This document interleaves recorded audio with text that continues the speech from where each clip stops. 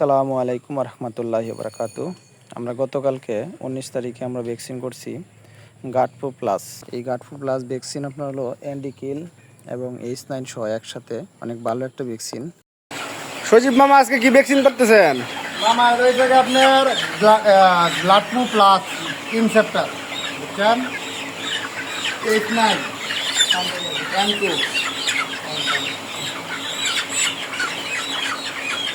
বড় ভাই আছে